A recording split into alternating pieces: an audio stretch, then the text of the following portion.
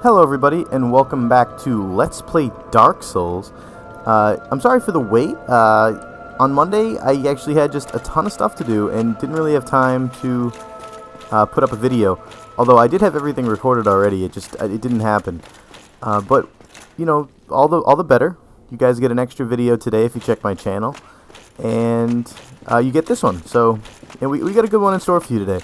After much deliberation, I decided that the next area that we should go to after defeating Ceaseless is Lost Izalith, and a lot of people actually save this for the end.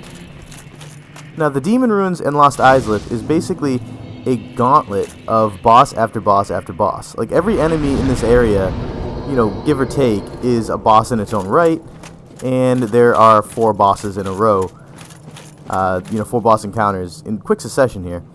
But it's one of my favorite areas of the game, and, well, you know, there's something I want to get here before I go to the catacombs, which will make the catacombs a lot easier. So I'm going to actually take on the Demon Ruins and Lost Izalith first. And hopefully that turns out to be a good decision. I probably could have done New Londo instead, but, you know, I'm kind of making my bed and lying in it right now. So, you know, hopefully Lost Izalith will end up being a good call. I feel like I know these bosses fairly well enough that I shouldn't have too much trouble defeating them. And the first boss is through this fog wall. So here we go. So this is a very unique boss area. It's not like a single room with a boss in it, like, you know, most boss rooms in Dark Souls are. Instead, you notice it's just this long hallway that you're just like, you know, what the hell? I went through a fog wall, why is there nobody here? You might not even realize that this is a boss room at this point when you first walk in. But if you head around here, you're going to first see the boss.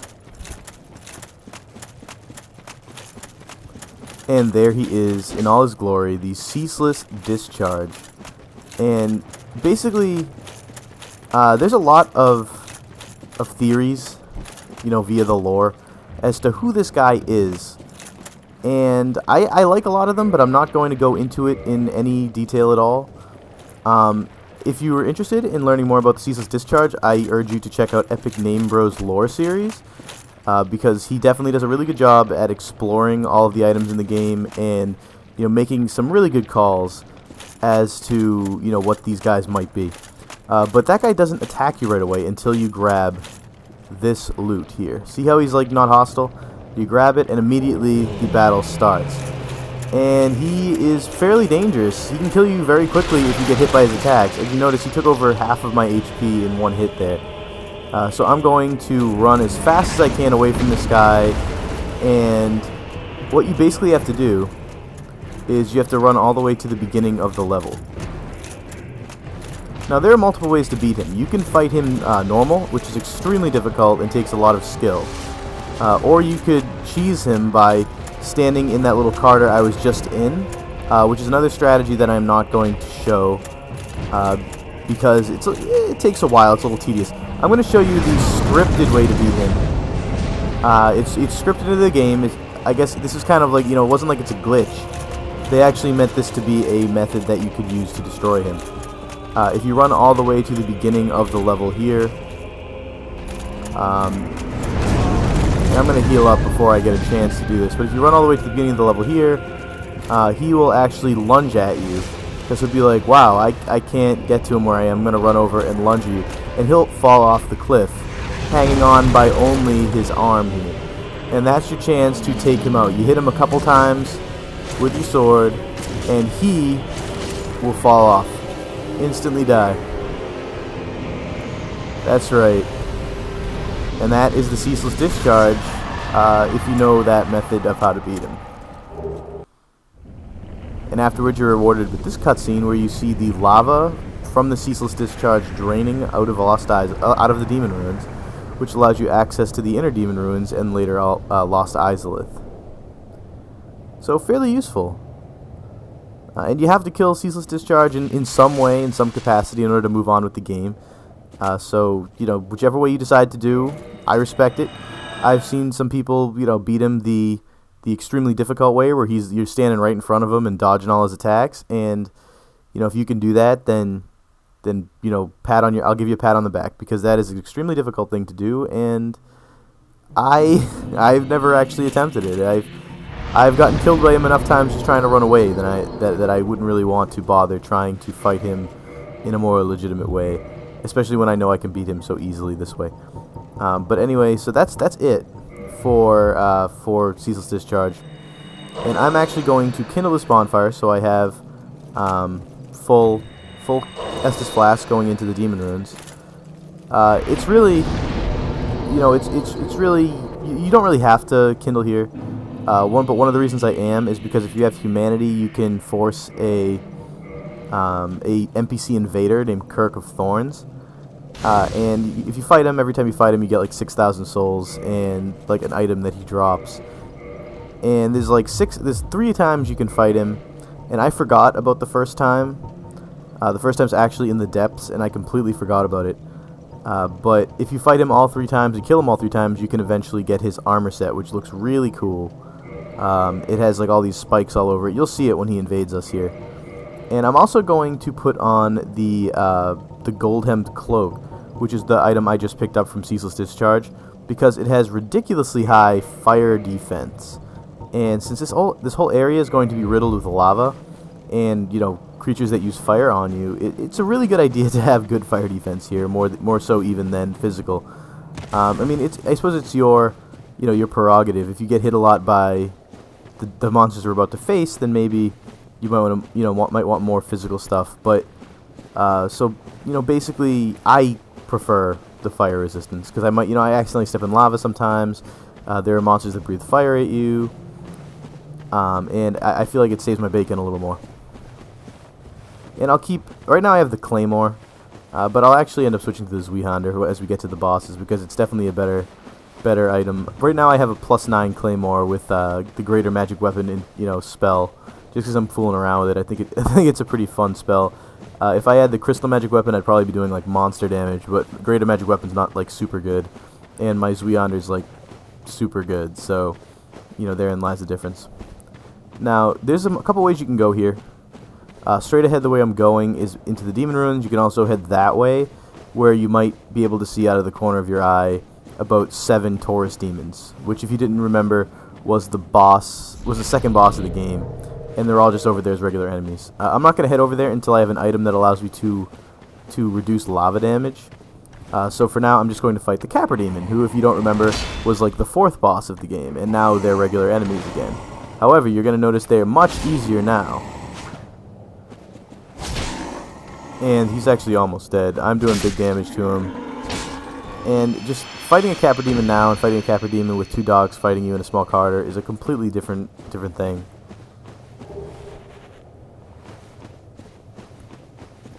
Alright, so in order to head into the Demon Ruins, you head down here where you start seeing, the pillars. And it starts looking a little more like ruins.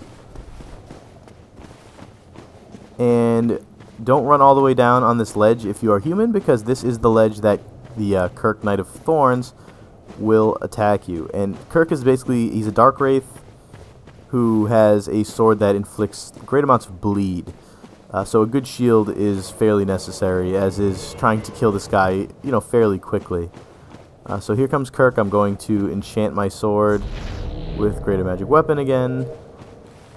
And here he is in all his glory. And you notice he has like spikes on his shoulders and stuff. He just looks very cool. But I'm going to run him through here. And I missed my jump, which is very disappointing, because that would have killed him. And he's almost got me, but I managed to stagger him and get a few quick hits in and take him out. And to beat him that time, well, I actually got 26,000 souls, which is quite a lot. So, even if I'd say that's definitely worth 1 humanity. So if you decide you want to fight this guy with a humanity, 26,000 souls, I've seen worse prizes for fighting NPC invaders, so.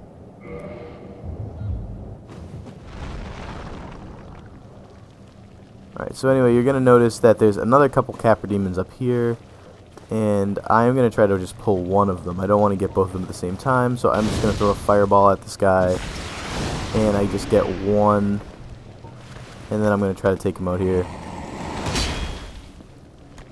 and it's really imperative that you only fight these guys one at a time. These guys are a lot simpler when they're one at a time. If you fight them, you know, two at the same time, you probably will still die, despite the fact that you're much higher level than you were when you first fought the Capra Demon. But one-on-one, they're fairly much, I would say they're probably, you know, they're kind of a cinch. You just kind of, you shield at the right time, you can dodge them pretty easily, and I actually become fairly adept at luring them into doing their jump attack, which makes it very simple to kill them.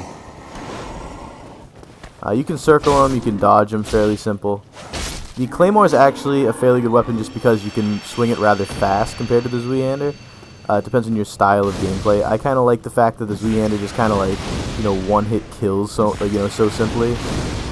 But, you know, to each his own. I could see why some people prefer the Claymore, which is true. A lot of people do think the Claymore is a better weapon.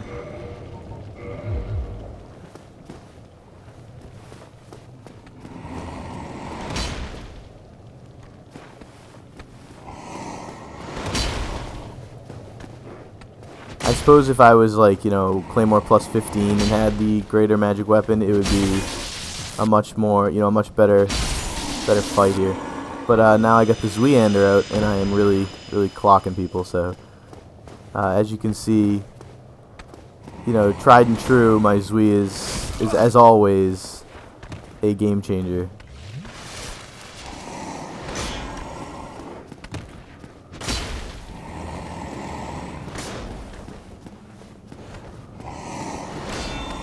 I'm just waiting for a good opening here. And once you get him once, you'll stagger him with the Zwe, and then you can usually get another attack in. And in my case, 2 attacks, you know, or at least two-hander or 2 jumping attacks, is enough to take out any Capra Demon, you know, no problem.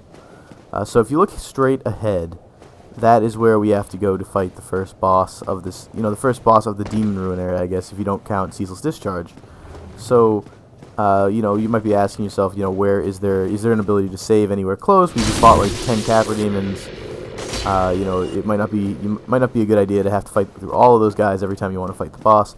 And I completely agree with you, which is why they did put a bonfire over here, guarded by the biggest douchebag enemy in the game, in my opinion, the Rockworm or something or other like that. Hitting him is a challenge. He has a lot of health. He can destroy your weapons with his corrosive acid, and like it's very easy to miss him. Like when I say hitting him is a challenge, I don't mean like oh, he hits you first. Like, I mean, you can like swing at him, and it's just like you just don't hit him. You'll go right through him. The best way to fight this guy is probably with homing soul arrows if you have them. If you tend, you know, if you're more of a magic type, because this guy is definitely best taken out at a range, or if you like, you know, you have high dexterity and you upgraded your bow or your crossbow, that would be the best way to take this guy out. Melee is definitely not the method you want to fight these worms with, and that's why I'm struggling so hard right now. And I still haven't even hit him, and he just destroyed a weapon of mine. I was afraid that this was the Zweander, so you're gonna see me like check all my weapons. I later found out that he had destroyed, or well, he had reduced the durability of it to 0. My fire, my hand of fire, the pyromancy glove.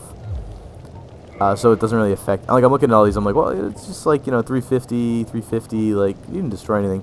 And the only thing I don't check is the pyromancy glove, and that is what he in fact destroyed.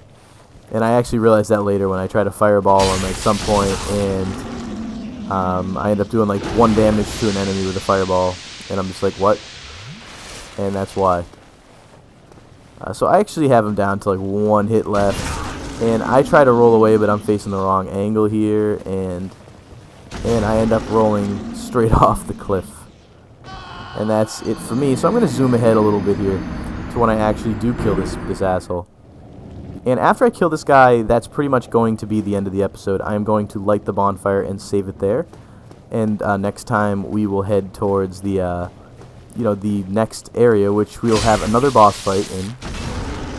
You know, whoopee, boss fights in every video this week. So, you know, get excited. We have fights against the Demon Fire Sage, the Centipede Demon, and the Witch of Izalith, otherwise known as the Bed of Chaos. So, you know, get excited. That's what's coming this week. And for now, I am going to retrieve my souls, light this bonfire, and I will see you guys tomorrow.